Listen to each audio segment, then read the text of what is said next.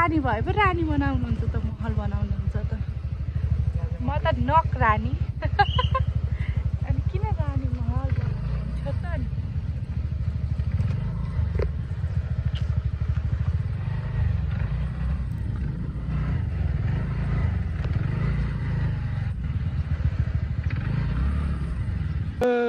रानी महल आइपुग्यो रानीको साथा यस्तो नि हुँदो रहेछ यस्तो नि हुँदो रहेछ है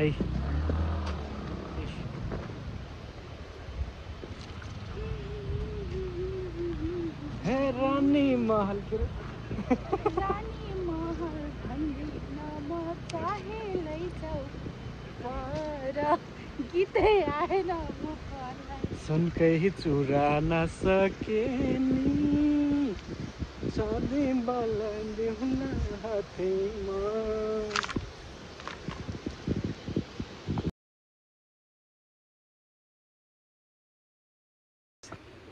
यसरी सिडी उक्लिनु पर्ने रहेछ यहाँ रानीमहल चाहिँ घरमै बसेर घुम्नको लागि मेरो भिडियो हेरे पुग्छ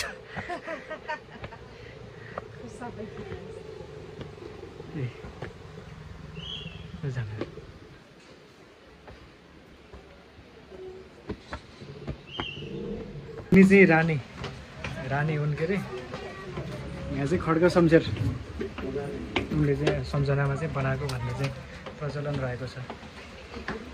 चाहिँ 50 रुपियाँ टिकट काट्नुपर्छ। यहाँ पालिकाले चाहिँ संरक्षण गर्दो रहेछ।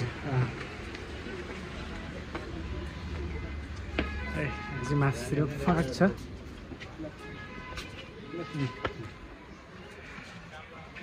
माथि जाउँ माथि यताबाट उता केही पनि छैन क्या के छ र यस्तो रानी महल चाहिँ यहाँ यस्तो चाहिँ रन्दाको रहेछ हेर्न सक्नुहुन्छ।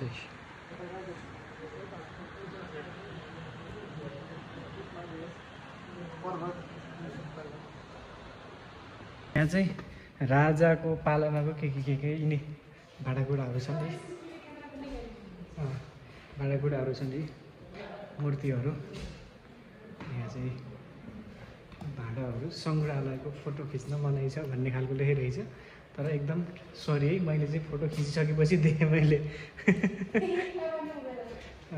सिनालाई चाहिँ बबाल बनाएर चाहिँ मैले यहाँ चाहिँ टी सर्ट चाहिँ झिकिसकेँ रानी महलको गर्मी चाहिँ एकदम बबाल भयो हेर्न सक्नुहुन्छ। एकदम गर्मी भयो अगाडि खाली थियो अहिले चाहिँ मान्छे एकदम धेरै आइसक्यो। रानी महलबाट हामी चाहिँ निस्कन लाग्यौँ।